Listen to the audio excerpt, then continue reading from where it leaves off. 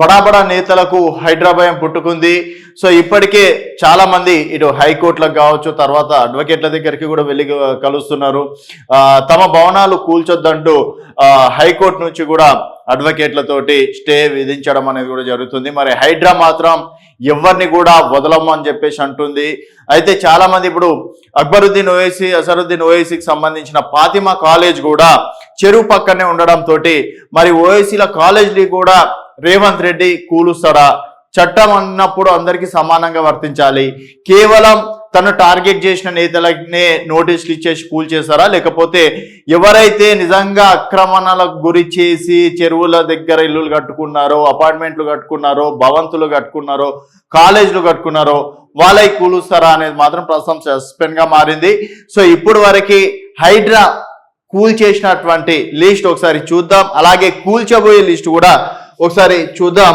So ఇప్పటి వరకు అయితే చూసుకున్నట్టయితే హైడ్రా కార్యాచరణ కంటిన్యూ చేయాలని చెప్పేసి కూడా కొంతమంది రిక్వెస్ట్ చేస్తున్నారు.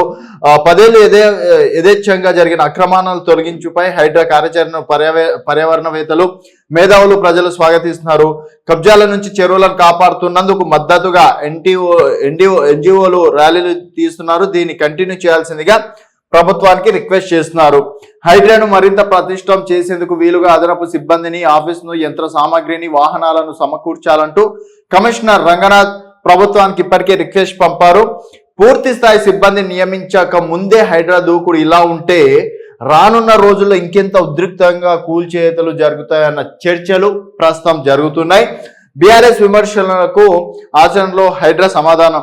ప్రతిపక్ష పార్టీలను టార్గెట్ చేసేందుకు హైడ్రాను తీసుకొచ్చారన్న బీఆర్ఎస్ విమర్శలకు సమాధానంగా కాంగ్రెస్ పార్టీకి చెందిన పల్లం రాజు సోదరుడు పల్లం ఆనంద్, ఎమ్మెల్యే దానం నాగేందర్ ఆక్రమణలపైన హైడ్రా విరుచుకుపడింది. సో కేవలం బీఆర్ఎస్, ఇక్కడ బీజేపీ, కాంగ్రెస్ సమస్య కాదు. ఎవరైతే చెరువుల దగ్గర అక్రమాలు కట్టారో వారికి చట్టం దృష్టిలో అందరూ సమానమే అన్న విధంగా కాంగ్రెస్ సీనియర్ నేతలైనటువంటి పల్లం రాజు సోదరుడు పల్లం Anand, MLA Danam Nagender BRS party నుంచి గెలిచి ఇప్పుడు కాంగ్రెస్ లోకి వచ్చారు. ఎమ్మెల్యే దానం నాగేందర్ అక్రమాల పైన హైడ్రా విరుచుకుపడింది. కాంగ్రెస్ తో స్నేహ సంబంధాల్లో ఉన్న మజ్లిస్ పార్టీకి చెందిన ఎమ్మెల్యేలు, ఎమ్మెల్సీలు భవనాలను సైతం హైడ్రా నిలబట్టం చేసింది. రాజకీయాలతో సంబంధం లేని అక్కినేని నాగార్జున, కావేరీ సీడ్స్ భాస్కర్ రావు, ప్రో కబడ్డీ యజమాని అనుపమ్మ తదితరులు అక్రమ కట్టడాలను సైతం కూల్చివేసింది. ప్రగతి నగర్, ఎర్రకుంట, మాదాపూర్, గండిపేట్, అలాగే మన్సూరాబాద్, ఫిలిం నగర్, గాజుల రామారం, జూబ్లీ హిల్స్, నందగిరి హిల్స్, చింతల్ చెరువు, రాజేంద్ర నగర్, చందానగర్, బాజ్పల్లి, ఇలా అన్ని ఏరియాల్లోనూ చెరువులను హైడ్రా జల్లెడబడుతుంది. సో కంప్లైంట్ రాగానే ఫుల్ డీటెయిల్స్ సేకరణ. ఎవరైతే హైడ్రా కంప్లైంట్ చేస్తున్నారో ఫిర్యాదులు రావడంతోనే చేతిలోకి వెళ్లి వివరాలను సేకరించి అనుకూల ప్రతికూల పరిణామాలను హైడ్రా బేరీజ్ చేసుకుంటున్నది. అలాగే వాటిని కూల్చేయడానికి గొట్టు చప్పుడు కాకుండా కసరత్తు చేస్తుంది. సమాచారం లీక్ కాకుండా వ్యవహరిస్తున్నప్పటికీ కొన్నిసార్లు జిహెచ్ఎంసీ, ఈవీడీఎం సిబ్బంది నుంచి అక్రమార్కులకు ఒప్పందులు ఉన్నట్టుగా వార్తలు వెలువడుతున్నాయి. దీంతో హైకోర్టుకు వెళ్లి స్టే ఆర్డర్ తెచ్చుకోవడానికి వెసులుబాటు లభిస్తున్నది. ఇంతకాలం అక్రమ నిర్మాణాలు చేపట్టిన రాజకీయ పలుకుబడి, సమాజంలో పేరు ప్రతిష్టలు, ఆర్థిక స్తోమతతో పెద్దవారిగా చలామణి అయిన వారే ఇప్పుడు హైడ్రా చర్యలతో అక్రమార్కులుగా, కబ్జాదారులుగా ప్రజల్లో ఫలించబడుతున్నారు. పరువు ప్రతిష్టల కోసం న్యాయస్థానాలను ఆశ్రయిస్తున్నారు. హైడ్రా నోటీసులు, చర్యలకు సంజాయిషి ఇచ్చుకుంటున్నారు. అయితే మరి ఇప్పుడు గులాబీ లీడర్లలో లబ్డబ్ ఎవరెవరికి ఎలాంటి నోటీసులు ఇచ్చారనేది ఒకసారి చూద్దాం. నోటీసులతో నిద్రలేని రాత్రుల్లో అక్రమదారుల్లో మరింత గుబులు. హైడ్రా దూకుడుతో గులాబీ నేతల్లో లబ్డబ్ మొదలైంది. కూల్చివేయిస్తామని నోటీసులు ఇస్తుండడంతో నేతలకు నిద్రలేని రాత్రులు గడపాల్సి వస్తుంది. ఇప్పటికే Janwada farm house, Anurag college భవనాలు కూల్చొద్దంటూ కోర్టుకెక్కారు.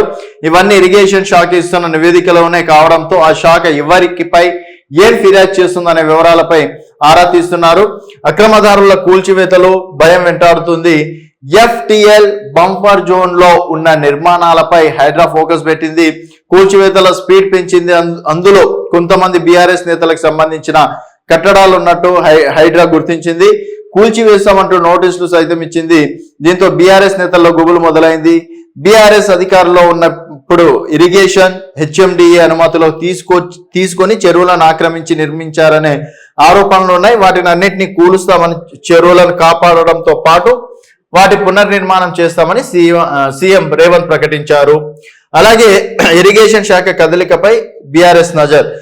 ఎఫ్టీఎల్ పరిధిలో భూమి ఉందా, బంపర్ జోన్ లో భూమి ఉందా, అలాగే అనేది డిసైడ్ చేస్తూ NOC no objection certificate irrigation శాఖ ఇస్తుంది. దాన్ని బట్టి నిర్మాణాలు చేసుకుంటే భవిష్యత్తులో ఎలాంటి ఇబ్బందులు ఉండవు.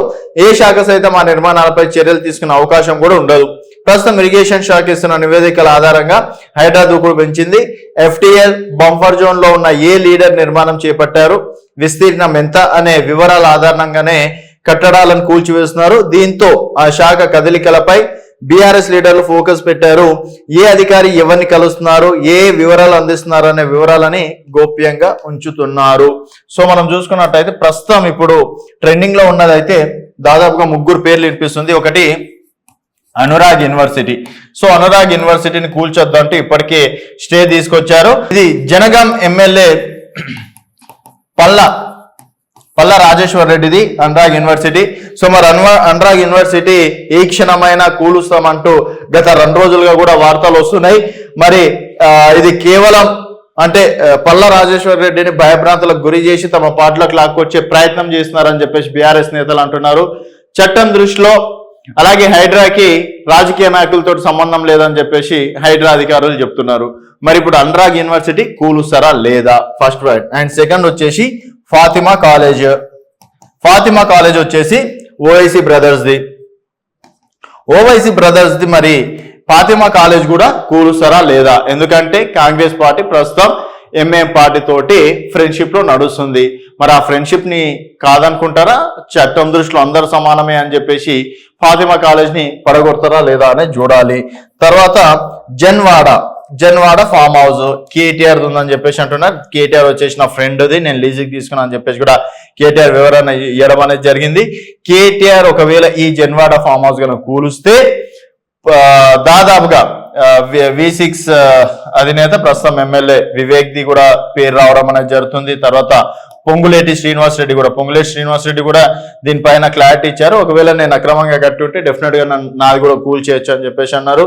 తర్వాత దాదాపుగా చూసుకున్నట్టయితే ప్రస్తుతం గుత్త సుఖేందర్ రెడ్డి దాదాపు ఇట్లా ఒక 8 నుంచి 10 మంది కీలక నేతలు, ఎమ్మెల్యేలు, మంత్రుల ఫామ్ హౌస్ లో కూడా ఆనుకొని ఉన్నాయి. అలాగే పట్నం మహేందర్ రెడ్డి పేరు కూడా ఈ విధంగా ప్రధానంగా వినిపిస్తున్న పేర్లు. మరి హైడ్రా నిజంగా దూకుడుగా వివరిస్తుంది. చట్టం దృష్టిలో అందరూ సమానమే. రాబోయే తరాలకి హైదరాబాద్ అనేది ఒక మంచి హైదరాబాద్ గా, అక్రమం లేని హైదరాబాద్ గా, చెరువులతో కూడిన హైదరాబాద్ ని నేను ప్రజలకు అందిస్తా అని చెప్పేసి రేవంత్ రెడ్డి గారు మాట ఇచ్చారు.